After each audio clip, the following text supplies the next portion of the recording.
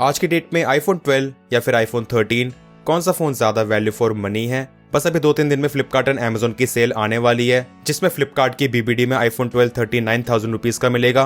वहीं अमेजोन की great Indian festival sale में आईफोन 13 46,000 रुपीज का।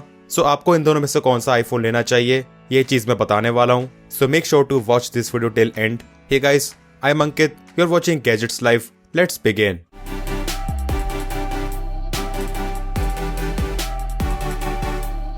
आईफोन 12 2020 में लॉन्च हुआ था एंड आईफोन 13 उसके अगले साल 2021 में। सो अगर हम बात करें दोनों फोन्स की डिजाइन एंड लुक्स की, यहाँ पे अच्छा खासा डिफरेंस है, फ्रंट से भी एंड बैक से भी। बैक से आईफोन 13 में एकदम ही मॉडर्न डिजाइन मिलता है एंड बैक से इसको अगर मैं साइड बाय साइड कंपेयर करता हूँ आईफोन 15 के साथ भी, सो आप देख सकते हैं अभी भी आईफोन 15 में एप्पल ने सेम ही डिजाइन फॉलो करा है। सो इसी रीजन की वजह से आईफोन 13 ज्यादा मॉडर्न है। एंड अब at this point of time back से आईफोन 12 का डिजाइन मॉडर्न कैटेगरी में नहीं आएगा। पर हाँ, अगर आपको इस चीज से कोई फर्क नहीं पड़ता है या फिर अगर आपको स्पेशली आईफोन 12 का ही लुक ज्यादा पसंद है तो वो बात अलग है। वैसे लुक्स का फैक्टर पर्सनल चॉइस भी हो सकता है। अब दोनों फोन्स का इन हैंड फील तो काफी ज्यादा सिमिलर है, बट स्टिल आईफोन 12 ज्यादा sleek and light weight feel होता है, एज आईफोन 12 आईफोन 13 से स्लाइटली स्लिमर है एंड इसका वेट भी कम है।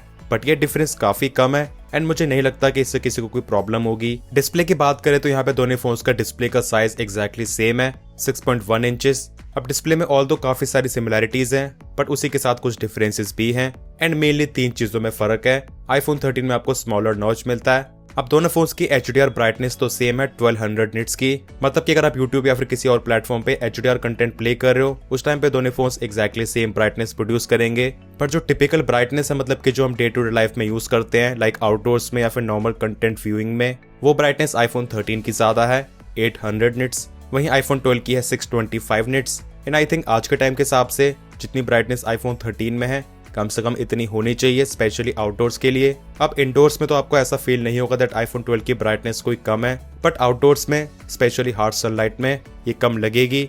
ऐसा आप लोग खुद ही देखिए, नॉर्मल आईफोन 15 में भी एप्पल ने 2000 निट्स की ब्राइटनेस दी आउटडोर्स के लिए। एंड वहीं डिस्प्ले के मामले में एक और डिफरेंस है, दैट इज डिस्प्ले का टेम्परेचर। आईफोन 12 के डिस्प्ले का टेम्परेचर काफी ज्यादा वार्मर साइड पे है एंड जैसे आप ट्रू टोन को ऑन करते हो ये कुछ ज्यादा ही वार्म हो जाता है। सो जब भी आप इंडोर्स में या फिर कम लाइट में फोन को ट्रू टोन को ऑन करके यूज करते हो ये आपको काफी ज्यादा वार्म लगेगा एंड इस चीज को एप्पल ने आईफोन 13 के डिस्प्ले में फिक्स कर दिया था।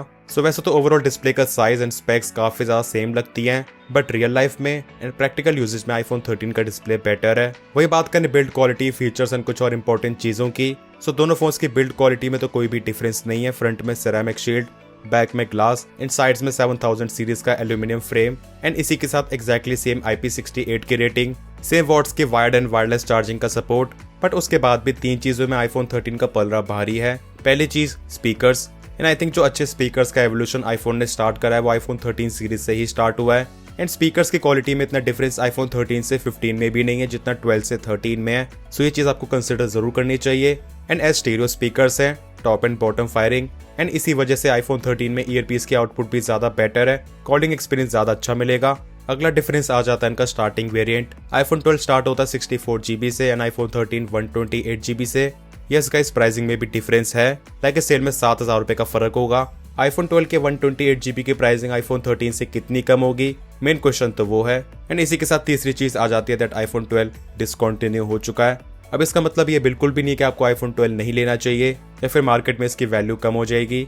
आईफोन्स में स्पेशल इस चीज से कोई भी फर्क नहीं पड़ता है। ऐसा आप लोग देखिए, आईफोन 10 और 11 की वैल्यू अभी भी सेकंड हैंड मार्केट में बहुत ज्यादा है, पर मैंने इस पॉइंट को बताना जरूरी समझा क्योंकि कुछ लोगों के लिए चीजें मैटर करती हैं। नेक्स्ट बात करते हैं कैमरास की। सो इन दोनों फोन्स के ultra wide and selfie camera के हार्डवेयर में कोई भी डिफरेंस नहीं है, एग्जैक्टली सेम लेंस है, पर जो प्राइमरी लेंस है वो आईफोन 13 का बेटर है। इसमें आपको पिक्सल साइज भी ज्यादा मिलता है which is 1.7 micron pixels as compared to 1.4 micron pixels on iPhone 12 and इसी के साथ मिलता है सेंसर शिफ्ट OIS। तो आईफोन 13 के प्राइमरी लेंस का स्टेबलाइजेशन स्लाइटली बेटर है। अब आपको डे टाइम में ये चीज इतनी ज्यादा नोटिस नहीं हो पाएगी, स्पेशली वीडियोस में थोड़ा बहुत नोटिस हो जाएगा, बट जब हम कैप्चर करते हैं लो लाइट इमेजेस तो स्पेशली नाइट मोड में फोन को होल्ड करके रखना पड़ता है, वहाँ पे बेटर स्टेबलाइजेशन काम आता है। सो वैसे अगर मैं बात करूँ ओवरऑल कैमरा परफॉर्मेंस की, डे टाइम में आपको इतना डिफरेंस नहीं मिलेगा, चाहे हम बात करते हैं डिटेल्स की, शार्पनेस की या फिर इवन कलर्स की। आईफोन 13 जस्ट बहुत स्लाइटली ही बेटर परफॉर्म करता है। पर जब हम बात करते हैं डिफिकल्ट सिचुएशन की एंड स्पेशली HDR परफॉर्मेंस की, वहाँ पे आपको डिफरेंस क्लियरली दिख जाएगा।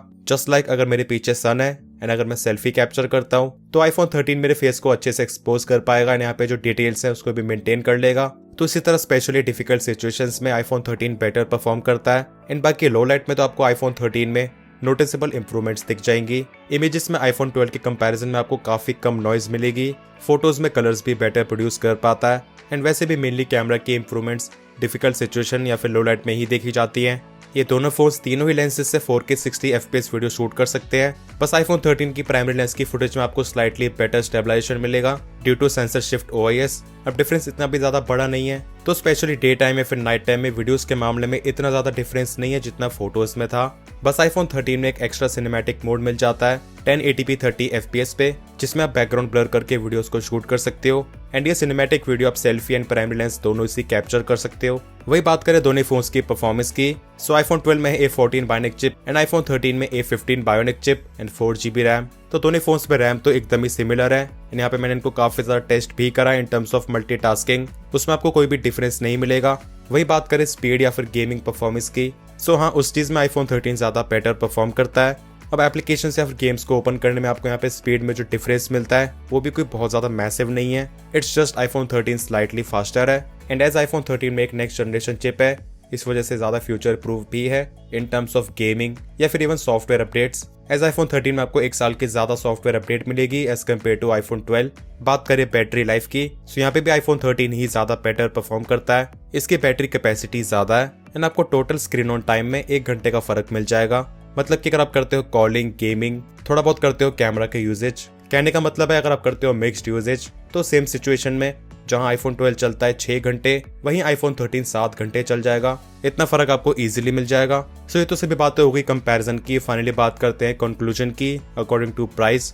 एंड आईफोन 13 के रिगार्डिंग लोगों के मन में काफी ज्यादा डाउट्स हैं ग्रीन डिस्प्ले इशू को लेकर, तो गैस इस चीज को जनरलाइज करना काफी मुश्किल है। लाइक कब और किस आईफोन में ये ग्रीन स्क्रीन इशू आएगा। अगर आप नया आईफोन परचेज करते हो तो आपको 1 साल की वारंटी मिलती है एंड इनकेस अगर 1 साल के अंदर ऐसा कोई इशू होता है तो उस केस में तो डेफिनेटली एप्पल डिस्प्ले को फ्री में रिप्लेस करके देगा एंड आई होप एप्पल इस चीज को जल्द से जल्द एड्रेस करे, एज इसकी वजह से आईफोन को लेने का एक्सपीरियंस कहीं ना कहीं हैम्पर हो रहा है। तो वैसे अगर आप परचेज करते भी हो तो 1 साल तक आपको कोई भी टेंशन नहीं लेनी चाहिए एंड आई थिंक 1 साल का टाइम बहुत ज्यादा होता है, तब तक तो एप्पल को इस चीज को एड्रेस कर ही देना चाहिए। सिंपल सा कंक्लूजन है, फ्लिपकार्ट पे आईफोन 12 की प्राइसिंग थोड़ी सी ज्यादा आई है। यहाँ पे हम नॉर्मल प्राइसिंग की ही बात कर रहे हैं without any card offer and अगर आपके पास एलिजिबल कार्ड है थोड़ा और एक्स्ट्रा डिस्काउंट मिल जाता है तो वो तो अच्छी बात है ही। 39,000 में आईफोन 12 का 64GB वेरिएंट सेंस नहीं बनाता है एंड वहीं इसका 128GB वेरिएंट 4 या 5,000 रुपये ज्यादा होगा, मतलब 43-44,000 रुपीज के आसपास। So without any confusion you should go with iPhone 13। Pricing में तो बहुत ही कम डिफरेंस है बट इन दोनों फोन्स में प्राइसिंग के हिसाब से अच्छा खासा डिफरेंस है। सो गाइस वैसे आप लोग कौन सा आईफोन परचेज करने वाले हो, आईफोन 12 या फिर आईफोन 13? कमेंट सेक्शंस में जरूर बताना। एंड अगर आप लोग चाहते हो मैं इसी तरह का कंपैरिजन आईफोन 13 एंड 14 के लिए बनाऊं, आप मुझे बता सकते हो। वीडियो पसंद आए, इन्फॉर्मेटिव लगाए तो वीडियो को लाइक जरूर कर देना। चैनल पर न्यू है so make sure to subscribe this channel along with bell icon. मिलते हैं मेरे नेक्स्ट इन्फॉर्मेटिव वीडियोस में। Till then take care.